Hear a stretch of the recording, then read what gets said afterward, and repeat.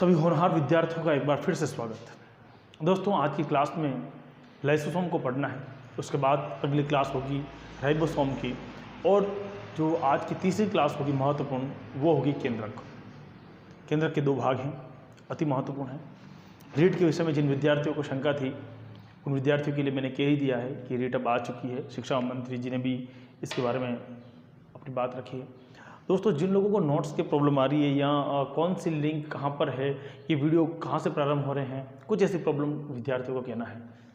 सीधी सी बात है, आपको अपने मोबाइल के अंदर व्हाट्सअप मैसेज में जाना है, टाइप करना है YT, फिर टाइप कर स्पेस जगह छोड़नी है, फिर टाइप करना है RT, और फिर स्पेस जगह छोड़नी है, फिर आपका नाम लिखना है। आपका नाम राम है, मोहन है, सोहन है, जो कुछ भी है। जैसे आपका नाम राम है तो आप राम लिख दीजिए, मैं हमेशा ये एग्जांपल देता हूँ। और नाम लिखने के बाद में आप इसे व्हाट्सअप कीजिए 9928544989। ये मेरे व्हाट्सअप नंबर हैं।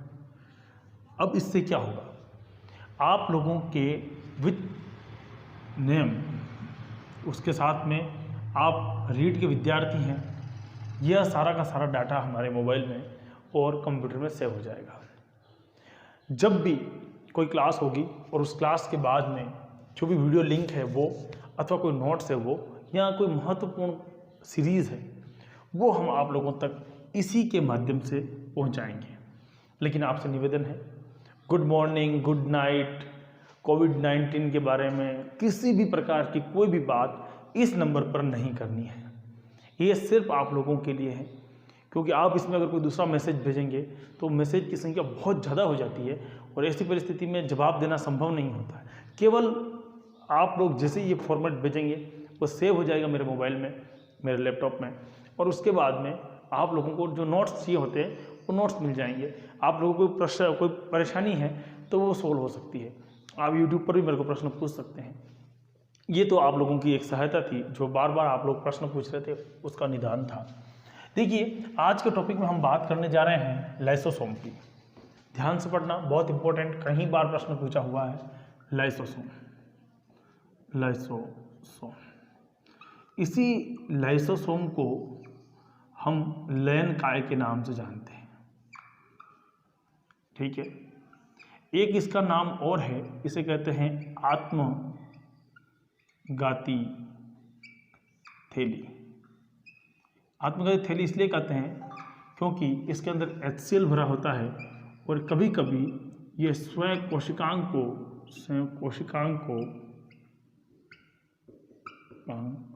को पाचित कर जाता है। इसीलिए इसको क्या बोलेंगे, आत्मघाती थैली। यानी कि जब कोई व्यक्ति अपने ही कुल का घातक हो तो आत्मघाती थैली कह सकते हैं, मतलब अपनी भाषा में इसको विभीषण कह सकते हैं, है ना। ये खुद का ही नुकसान कर लेता है। दूसरी बात, आत्मघाती थैली के बाद में समझना ये कि ये कैसा है, तो ये एकल झिल्ली है। देखो, प्रश्न पूछा गया है इसलिए ध्यान देना, एकल झिल्ली कोशिकांग है। कौन सा कोशिकांग है? एकल झिल्ली कोशिकांग है। दूसरी बात, इसकी खोज किसने की? खोज के लिए बड़ा महत्वपूर्ण बनता है। इसकी खोज जो है वो ड्यूए ने की। ड्यूए लिखो, और ये लेटेस्ट है, 1995 में की है, नया है, ज़्यादा पुराना नहीं है, 1995 में की है। खोज के बाद में आती है बात, इसको नाम किसने दिया। देखो, ये प्रश्न बहुत महत्वपूर्ण होते हैं। नाम किसने दिया, खोज किसने की? तो नेविकार्फ नाम का आदमी था, नेविकार्फ व्यक्ति थे। उन्होंने इसको सबसे पहले लाइसोसोम शब्द का उपयोग किया। कहाँ पर इसकी व्याप्ति होती है? देखिए, व्याप्ति कहाँ पर होगी, तो प्रोकैरियोट जितने भी हैं, प्रोकैरियोट कोशिका में इनका अभाव होता है।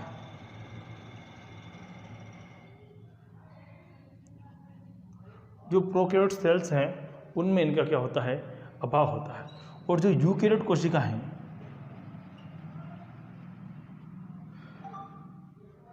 यूकैरियोट कोशिका जो है उनमें क्या होता है, ये पाए जाते हैं। प्रोकैरियोट सेल्स के अंदर क्या है, इनका अभाव होता है, और यूकैरियोट्स कोशिकाओं में क्या होता है, ये पाए जाते हैं। ये क्या होगा, इसका अभाव होगा। ये बात हमें पता होनी चाहिए। अगर इसकी आकार की बात करें अपन, इसका आकार किस प्रकार का है, देखिए आकार, तो आकार जनरली कैसा होगा, गोलाकार होगा, यहाँ चपटा हो सकता है। दूसरी बात, इसकी साइज कितनी होती है, अगर मैं साइज की बात करूं तो लगभग 0.2 म्यू के पास में इसकी आकृति, आकार की साइज होती है। अब प्रकार कितने हैं, देखिए इस प्रकार को पढ़ने के लिए अपन एक बार बोर्ड को पूरा क्लियर कर देते हैं, ताकि पूरा एक बार स्क्रीनशॉट ले लो आप। प्रकार में बहुत तसल्ली से आपको समझाता हूँ। चलो देखो, लाइसोसोम के जो प्रकार है, इनको समझने में थोड़ा सा बुद्धि का उपयोग करना है अपने को। 2 कलर उपयोग में लाएंगे ताकि आपको जल्दी समझ में आए। ये है लाइसोसोम, और लाइसोसोम का प्रथम, यहाँ प्राथमिक कह सकते हैं, प्राथमिक लाइसोसोम। जो प्राथमिक लाइसोसोम होते हैं, जो प्राथमिक लाइसोसोम होते हैं, वो क्या होते हैं, एक तो नवीन होते हैं, नए होते हैं, है ना, नई संरचना होती है। क्या संरचना होती है, नई संरचना होती है, और इसमें क्या पाए जाते हैं, एंजाइम पाए जाते हैं, एंजाइम पाए जाते हैं। अच्छा, एक चीज और, एंजाइम के साथ साथ में, एंजाइम के साथ में होता है HCl, और एंजाइम कितने प्रकार के होते हैं, लगभग 50 प्रकार के एंजाइम होते हैं।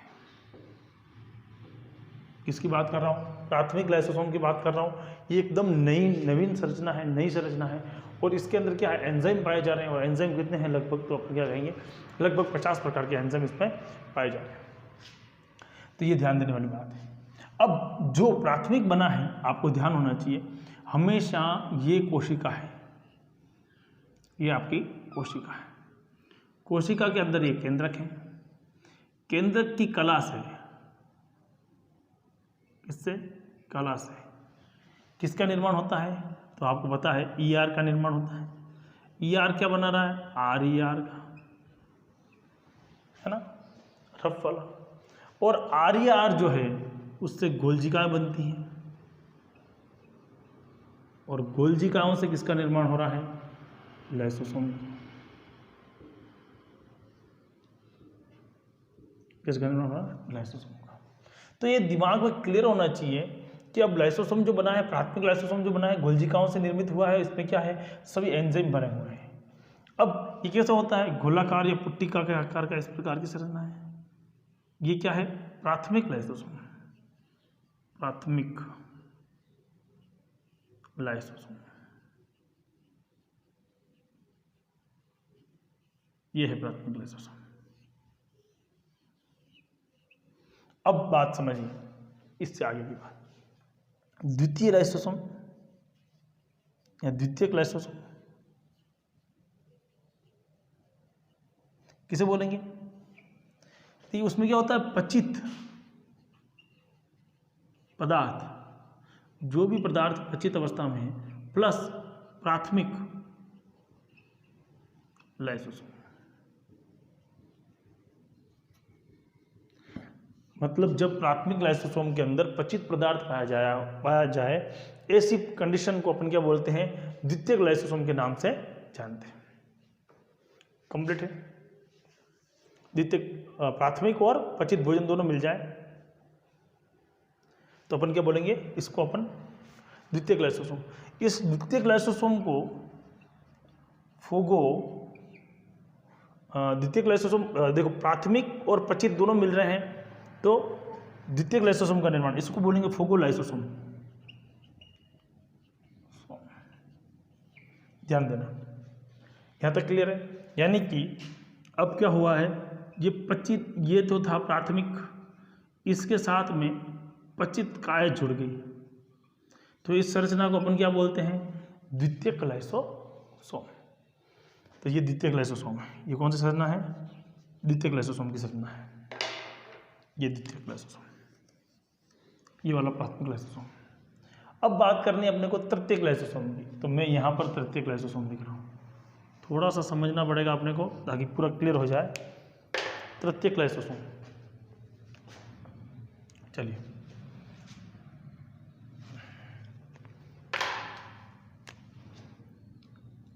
तृतीय लाइसोसोम।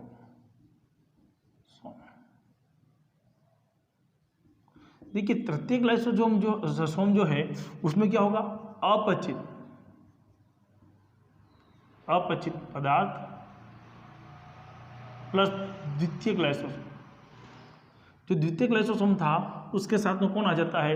अपचित पदार्थ आ जाता है। उसे अपन क्या बोलते हैं? अपन बोलेंगे उसे तृतीयक। ये क्या होता है? अपशिष्ट होता है। क्या होता है ये? अपशिष्ट लाइसोसोम। इसको अपन क्या बोलते हैं? अपशिष्ट। ये तीसरा प्रकार का हो गया। ये कितना प्रकार का हो गया? तीसरा प्रकार का हो गया। देखिए चौथा प्रकार का एक लाइसोसोम और है, और बहुत ही अच्छा है। वो नाम लिख रहा हूं, ध्यान देना, अपने आप समझ में आएगा। ऑटोफेगोसोम।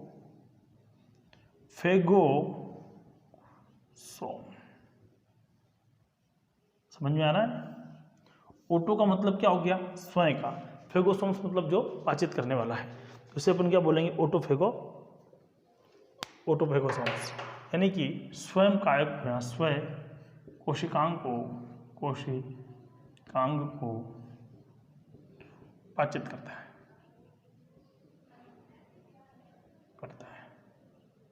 अच्छा, क्या कार्य हैं इसके? किसके? लाइसोसोम के। तो लाइसोसोम के कार्य आप जानते हैं। पचित भोजन है या वो पदार्थ है, उसको अपन क्या करेंगे? डाइजेस्ट करने का काम करेगा।